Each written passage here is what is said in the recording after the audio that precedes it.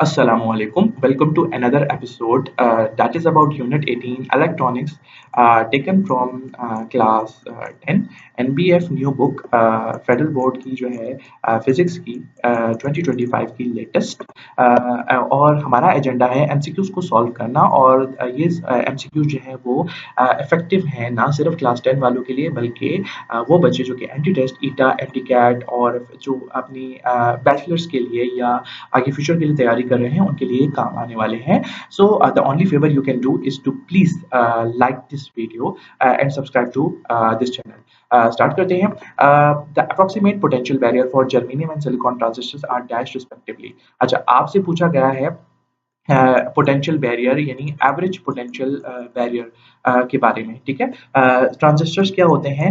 ये हमारे पास जो है वो सेमीकंडक्टर मटेरियल्स होते हैं जो कि जर्मेनियम और सिलिकॉन से जो है वो बने होते हैं और उनका काम क्या होता है या तो कंडक्ट करना या इंसुलेट करना। और ये जो है हमारे पास स्विचेस के तौर पर इस्तेमाल होता है और ये मॉड्यूलेट करते हैं इलेक्ट्रॉनिक करंट को। इनको हम कहते हैं बाइपोलर डिवाइसेस क्योंकि इसमें इलेक्ट्रॉन्स और होल्स दोनों इन्वॉल्व होते हैं। ठीक है, पोटेंशियल बैरियर से मुराद है वो बैरियर जो कि कंट्रोल करता है इलेक्ट्रॉन्स या होल्स को फ्रीली मूव करने से और साथ में जो है वो करंट को जो है वो मतलब चेक रखता है कि करंट जो है वन डायरेक्शन में फ्लो हो सके। सो ये बैरियर के बारे में आपसे पूछा गया है। सो लेट अस सपोज आप एक बैंड गैप सपोज करें और हम सपोज करते हैं कि एक मेरे पास जर्मेनियम हिल है और एक मेरे पास जो है वो सिलिकॉन हिल है। ठीक है, अब मेरे पास जो है वो जर्मेनियम हिल जो है ये तकरीबन मेरे पास जो है वो है 0.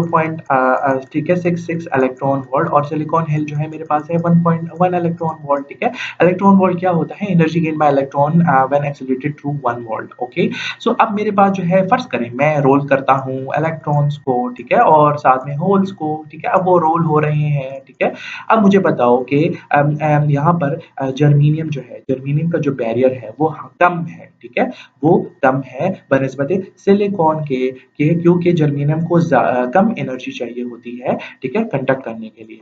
लिहाजा अब यहाँ पर क्योंकि ये जर्मेनियम ठीक है और ये सिलिकॉन की वैल्यूज हैं तो इसमें आप जो है अब सबसे पहले एलिमिनेट करेंगे क्योंकि जर्मेनियम कम है तो इस वजह से यहाँ पर ये एलिमिनेट होगा ये एलिमिनेट होगा। अब इन दोनों में से जो है वो क्या है इसके लिए आपको मजीद समझा दूं कि मेरे पास जो है वो इन electrons let suppose the electrons and holes are like balls और इनको जो है हम कंडक्ट करने के लिए क्या करेंगे या उनको क्लाइंब करने के लिए क्या करेंगे?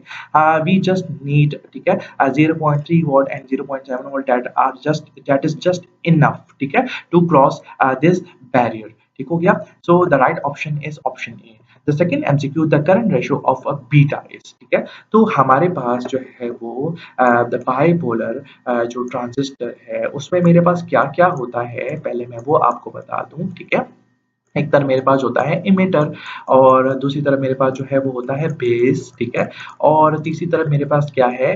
कलेक्टर। ठीक है, सी फॉर कलेक्टर। ओके, तो मेरे पास यहाँ पर कितने टर्मिनल्स हैं? 3 टर्मिनल्स हैं, इमिटर, बेस, ठीक है, and collector. Okay, that is bipolar transistor. इसको मैं बीजेटी ट्रांजिस्टर भी बोलूंगा। ठीक है, क्योंकि ये इलेक्ट्रॉन और होल्स दोनों को यूज करता है एज चार्ज कैरियर्स। ओके, उसके बाद मेरे पास क्या है मैं आपको थोड़ी सी बात बताऊं आप उससे समझो। मैं अगर छोटा सा चेंज ले आऊं, ठीक है, छोटा सा या तो थोड़ा सा कम कर लूं या थोड़ा सा ज्यादा कर लूं बेस करंट में, ठीक है, बेस के करंट में, तो ये क्या करेगा? ये कंट्रोल करेगा कलेक्टर करंट को टू अ लार्जर एक्सटेंट। ठीक है ना? ठीक है, तो इसका एक मेमोरी हुक है बीटा यानी बीटा।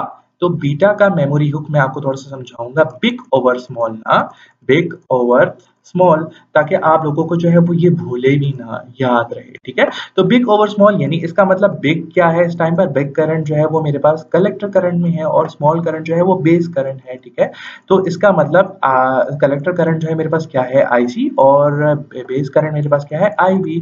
तो यहाँ पर देख लो कौन सा ऑप्शन आता है? ऑप्शन डी आता है। The next MCQ, MCQ number 3. Which of the following relation is correct for a transistor? ठीक है। अगेन मैं आप लोगों को ट्रांजिस्टर के बारे में बताऊंगा, वो ही है बेस करंट, ठीक है। और यहाँ पर मेरे पास जो है वो क्या है, कलेक्टर करंट। मैंने आपको कहा था कि small change in base current, ठीक है, इज कंट्रोलिंग दी या चेकिंग या चेक कर रहा है या चेक रख रहा है कलेक्टर करंट पे, ठीक है। तो हमारे पास जो है वो इमिटर करंट जो है, यानी इमिटर का जो करंट है वो आ रहा है, ठीक है।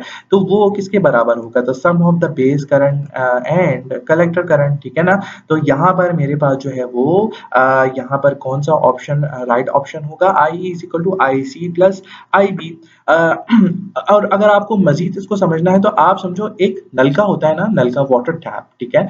तो मेरे पास जो है वो वाटर टैप है और ठीक है, यहाँ पर वाटर फ्लो कर रहा है और मेरे पास जो बेस है, ठीक है, दैट आर योर फिंगर्स, ठीक है। जब आप फिंगर्स रखते हो टैप पर तो आप हैंडल करते हो ना कलेक्टर के करंट को, ठीक है। तो इसका मतलब ये है कि इस पे जो है वो डिपेंड कर रहा है, बेस करंट पे डिपेंड कर रहा है, ठीक है। सो दिस बीटा, यानी बीटा जो है वो क्या करता है, मैं मजीद उसको जो है एलैबोरेट कर रहा हूँ। बीटा मुझे बताता है कि how much water you get, ठीक है, फॉर अ स्मॉल ट्विस्ट, यानी मेरे पास जो है वो how much current will you get, ठीक है। तो ये जो है वो इसकी भी एक्सप्लेनेशन थी, इसको भी मैंने आपको समझा दिया। चलते हैं the next MCQ, the heavily doped region of the transistor is. तो यहाँ पर देखो मेरे पास जो है वो फर्ज करो ये है सेमी कंडक्टर यानी ट्रांजिस्टर, ठीक है। ये मेरे पास हो गया इमिटर, ये हो गया बेस और ये मेरे पास हो गया कलेक्टर, ठीक है। वन डायरेक्शन है, ठीक है। और ये जो है वो पोटेंशियल बैरियर का काम होता है। अच्छा, अब यहाँ पर मेरे पास जो है वो इमिटर का काम क्या होता है, इमिटर का काम ये होता है कि हाई कंसंट्रेशन प्रोवाइड करे किसकी, चार्ज कैरियर्स की, या तो इलेक्ट्रॉन्स या फिर होल्स, ठीक है। ओके, अब यहाँ पर क्या इंश्योर करता है फिर इमिटर के स्ट्रॉन्ग करंट फ्लो हो सके, ठीक है। तो यहाँ पर जो है हैवी डोपिंग जो है वो कहाँ पर होती है, इमिटर में होती है। अगर हैवी डोपिंग ना हो तो ट्रांजिस्टर की एम्प्लीफिकेशन एबिलिटी जो है वो ड्रॉप कर जाएगी। अच्छा, फॉर योर काइंड इंफॉर्मेशन, यहाँ पर मेरे पास जो क्या कहते हैं बेस जो है, यानी इसकी बात कर रहा हूँ सेकंड टर्मिनल की, जो बी है, ये जो है ये लाइटली डोप्ड होता है और ये थिन होता है। और जो मेरे पास जो मेरे पास जो है ये कलेक्टर जो है, ये वाला जो टर्मिनल है ये मॉडरेटली डोप्ड होता है and this is the largest region. Okay, the next MCQ, a transistor has dash P N junction, ठीक है। तो फिर दोबारा से आप लोगों के लिए जो है वो ड्रॉ करते हैं ट्रांजिस्टर को, बाइपोलर ट्रांजिस्टर को। और ये मेरे पास जो है वो इमिटर है, ठीक है। ये मेरे पास जो है वो बच्चों बेस है और ये मेरे पास जो है वो कलेक्टर है। ऑलराइट, तो मेरे पास जो है ये कितने रीजन्स हैं, ये मेरे पास हैं थ्री रीजन्स, ठीक है, वन, ठीक है, टू एंड थ्री। लेकिन मेरे पास जंक्शन कितने हैं, मेरे पास जो है वो दो जंक्शन हैं, या तो इमिटर बेस या फिर कलेक्टर बेस, ठीक है। यानी एक जंक्शन वन जो है वो मेरे पास ये जंक्शन है और जंक्शन टू मेरे पास जो है वो ये जंक्शन है। पीएन जंक्शन के बारे में आपसे पूछा है तो दो जंक्शन, या पीएन जंक्शन हो या एनपी जंक्शन हो, तो जो आपके पास जो है वो कितने होंगे, दो जंक्शन होंगे। The next MCQ, if IE is equal to 1 milliampere and IC is equal to 0.25 milliampere, then IB value will be। तो यहाँ पर मेरे पास जो है वो IE से मुराद क्या है, इमिटर करंट है। मैंने करंट क्यों बोला, क्योंकि करंट का यूनिट इस्तेमाल हुआ है और मिली से मुराद है 10⁻³ ठीक है। अच्छा, अब मेरे पास यहाँ पर कलेक्टर करंट है, उसकी वैल्यू है 0.25। मैंने करंट क्यों कहा, क्योंकि करंट का यूनिट क्या है, एम्पेयर, और यहाँ पे मिली एम्पेयर यूज हुआ है। आपसे क्या मांगा है, बी मांगा हुआ है, आई बी से क्या मुराद है, बेस करंट। तो हम जो है वो फॉर्मूला यूज करेंगे ना कि emitter current is equal to collector current plus base current, ठीक है। और यहाँ पर जो है मैं सॉल्व कर लूंगा, उसके लिए जो है वो क्या कहते हैं, आई ई, यहाँ पे आई सी जो है वो लेफ्ट साइड पर आ जाएगा, आई ई माइनस आई सी, और आई बी यहीं पर रह जाएगा। हम सॉल्व करेंगे आई बी के लिए, ठीक है। This implies that I B is equal to I E की वैल्यू पुट करो बच्चों, 1 माइनस 0.25, ठीक है। तो मेरे पास क्या आ जाएगा, मेरे पास आ जाएगा 0.75 मिली ampere. All right, so the right option is option A. Okay, so the next MCQ is if the gain यानी beta, gain of a NPN transistor is 200 and its collector current is 4 milliampere. Collector current यानी IC, ठीक है, इस 4 मिली ampere, ठीक है। और मेरे पास क्या बात वैल्यू है, बीटा की वैल्यू जो है मेरे पास क्या है, वो है 200। The value of base current will be, यानी आपसे क्या पूछा है कि बेस करंट की क्या वैल्यू होगी। आप लोगों को अभी बताया था कि बीटा जो है यानी बिग ओवर स्मॉल, ठीक है ना। तो बिग क्या है, कलेक्टर करंट है, और स्मॉल क्या है, मेरे पास बेस करंट है, ठीक है। तो मैं जो है वो वैल्यू पुट कर लेता हूँ 4 मिली एम्पेयर, ठीक है, डिवाइड बाय इस टाइम पर आई बी जो है वो अननोन है, ठीक है। तो बीटा की भी जो है वैल्यू पुट कर लेते हैं, वो है 200, ठीक है। अब हम सॉल्व कर लेते हैं किसके लिए, आई बी के लिए, ठीक है। तो 4 मिली एम्पेयर जो है वो इधर ही रहेगा, और यहाँ पर मेरे पास जो है वो आई बी की वैल्यू है 200, ठीक है। तो अगर मैं करता हूँ 4 डिवाइड बाय 200, तो मेरे पास आ जाएगा, ये आ जाएगा 2 हंड्रेड्स आर 200 और 2 टूज आर 4, ठीक है, and 2 ones are 2 and 2 fifties are 100। तो 1 बाय 50 मेरे पास क्या आ जाता है, 0.02 मिली एम्पेयर। ये मेरे पास क्या आ रहा है, आई बी की वैल्यू आ रही है। लेकिन एक मिनट, यहाँ पर आपके पास क्या है, माइक्रो एम्पेयर, ठीक है, माइक्रो एम्पेयर है। तो आप लोग यहाँ पर कंफ्यूज हो रहे होंगे, तो आप लोगों को यूनिट कन्वर्जन भी आनी चाहिए। पहली बात तो ये है कि 1 मिली एम्पेयर में जो है वो कितने एम्पेयर होते हैं, 10⁻³ एम्पेयर। दूसरी बात, इजाफी बात ये है कि एक माइक्रो एम्पेयर में कितने एम्पेयर होते हैं, 10⁻⁻6 एम्पेयर होते हैं। तो मेरे पास यहाँ पर इस टाइम पर 1 मिली एम्पेयर जो है, 1 मिली एम्पेयर जो है वो कितने माइक्रो एम्पेयर के बराबर है, ये आप याद रखो, 1000 माइक्रो एम्पेयर के बराबर है। ठीक हो गया। तो इसका मतलब ये है कि इस टाइम पर ये लार्ज है और ये मेरे पास क्या है, स्मॉल है, ठीक है। जब लार्ज को स्मॉल में करते हैं आप, इस लाहौर स्टॉक मार्केट, ये निमोनिक याद रखो, निमोनिक याद रखो, Lahore stock market large unit को स्मॉल यूनिट में करेंगे तो क्या करेंगे, मल्टीप्लाई करेंगे बच्चों। तो यहाँ पर मेरे पास जो है वो जो वैल्यू है 0.02, इसको मैं मल्टीप्लाई कर दूंगा 1000 से, और राइट, और यहाँ पर इस टाइम पर ये डेसिमल जो है वो गया और ये हो गया 0 से कट गए 2 जीरोस, मेरे पास क्या रह गया, 2 रह गया। 2 into 10, this gives me 20 mu ampere या माइक्रो एम्पेयर, और मेरे पास जो है वो क्या आ जाता है, option A is the right answer. Okay, the MCQ 8 है the majority charge carriers. Majority charge carriers के बारे में बात हो रही है। चार्ज कैरियर्स में मेरे पास कौन से होते हैं, इलेक्ट्रॉन होते हैं और या फिर होल्स होते हैं, ठीक है। In the emitter of an NPN transistor, ठीक है, एनपीएन ट्रांजिस्टर में क्या होते हैं, मेरे पास जो है इसमें यहाँ पर फर्ज करें मेरे पास जो एनपीएन ट्रांजिस्टर है, ठीक है ना, उसमें मेरे पास क्या है, इमिटर, ठीक है, एनपीएन के बारे में बात कर रहे हैं, इमिटर और बेस, ठीक है, और कलेक्टर। और मेरे पास जो है यहाँ पर जो एनपीएन ट्रांजिस्टर होता है, यहाँ पर मेरे पास होता है एन टाइप होता है, जो कि हैवीली डोप्ड होता है, ठीक है, हैवीली डोप्ड होता है विद डोनर एटम्स, ठीक है। सो यहाँ पर मेजॉरिटी कैरियर्स क्या होते हैं, मेजॉरिटी कैरियर्स मेरे पास होते हैं इलेक्ट्रॉन्स, ठीक है। जबकि इसकी बनिस्बत अगर आपके पास आ जाता पीएनपी का बताएं, तो पीएनपी पर आपके पास आ जाता होल्स, ठीक है ना। ये आपको डिफरेंस जो है वो पता होना चाहिए, ठीक है। बाकी आपकी बुक में भी लिखा हुआ है कि an NPN transistors made by joining one P type semiconductor in between two N type semiconductors, ठीक है ना। यानी हम यहाँ पर मेरे पास जो है वो सैंडविच होता है, यानी पी टाइप, मेरे पास पी टाइप सैंडविच होता है किसके बीच में, दो एन टाइप के बीच में जो है वो सैंडविच हुआ होता है, ठीक है। That's all. The next MCQ, the output of a NAND gate, ठीक है, NAND नैंड गेट इज 0, ठीक है। अब मेरे पास यहाँ पर थोड़ा सा समझाने के लिए इनपुट्स जो है वो नोट कर लूं, और आउटपुट मेरे पास क्या है, ये मेरे पास जो है वो आउटपुट है, वो कहता है ये 0 कब होगा। तो सबसे पहले बात कर लेते हैं नैंड गेट के बारे में।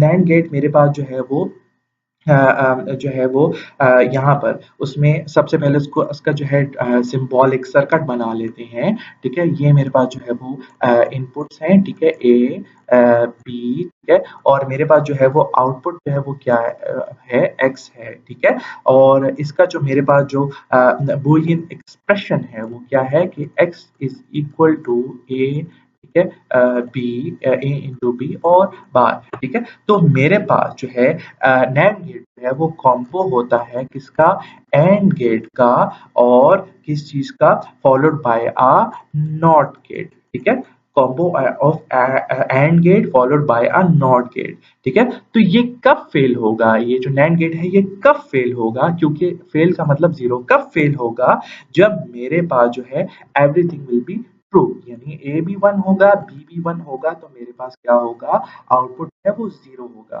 ठीक है, इसके अलावा मजीद बात कर लेते हैं, अगर मेरे पास ये ए और बी जीरो हुए तो फिर मेरे पास जो है ये वन होगा, और ये मेरे पास जो है मतलब दोनों फॉल्स हैं, और मेरे पास जो है अगर ए बी ट्रू है और ए जो है वो फॉल्स है तो फिर मेरे पास फिर भी वन है, और फिर मेरे पास जो है अगर मेरे पास जो है ये वन हुआ और ये जीरो हुआ तो फिर भी मेरे पास क्या होगा, वन होगा। सो इसमें आपसे जो है वो इससे मुखातिब है, और यहाँ पर आप लोग उस हिसाब से ढूंढें। ठीक है, और मुझे बताएं कमेंट सेक्शन में कि 9 का जो है वो आंसर क्या है। ठीक है, ये assignment. Okay, the next MCQ is if x is equal to a plus B then x is zero when.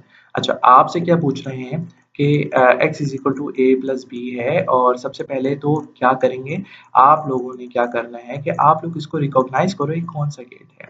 ठीक है, सो दैट इज बेसिकली और गेट। वो कहता है अकॉर्डिंग टू इट, वो कहता है कि अगर a जीरो हुआ तो और b जीरो हुआ तो आउटपुट क्या होगा, जीरो होगा। अगर ए वन हुआ या बी जो है वो जीरो हुआ तो यानी फिर भी और है ना, यानी और, तो फिर देन मेरे पास क्या आएगा, आउटपुट वन आएगा, यानी मेरे पास फिर भी जो है वो आउटपुट वन है। अगर मेरे पास ए जीरो हुआ या बी वन हुआ, या मतलब वन आ गया तो फिर वन, अगर मेरे पास ए वन हुआ और बी वन हुआ तो फिर क्या होगा, वन होगा। ठीक है, तो दैट इज ऑल अबाउट और गेट। ठीक है, और गेट के बारे में है, तो इसमें मेरे पास क्या आएगा, वो पूछ रहा है x इज जीरो, यानी आउटपुट जो है वो क्या है, जीरो है। कब जीरो है, both a and b are zero. ठीक है, the next MCQ, the output of a NOR gate, NOR gate is one when. अच्छा, अब यहाँ पर क्या बात होती है, नॉर गेट के बारे में बात होती है। ठीक है, तो नॉर गेट जो है वो किससे बना है, और गेट। ठीक है, और gate followed by a NOT gate, तो इसको हम कहते हैं नॉर गेट। तो और इसका जो है एक्सप्रेशन है, ठीक है, वो क्या है, x इज इक्वल टू, ठीक है, a प्लस बी बार। ठीक है, और यहाँ पर मेरे पास क्या होगा, when all its input are zero. ठीक है, all its input are zero, तो फिर क्या होगा, मेरे पास इसका आउटपुट क्या होगा, इसका जो है आउटपुट होगा वन होगा। ठीक है ना, क्योंकि मेरे पास होता क्या है कि और गेट का जो आउटपुट है वो वन होता है। ठीक है, अगर उसका इनपुट वन हो, मगर नॉट गेट क्या करता है, उसको इन्वर्ट कर देता है।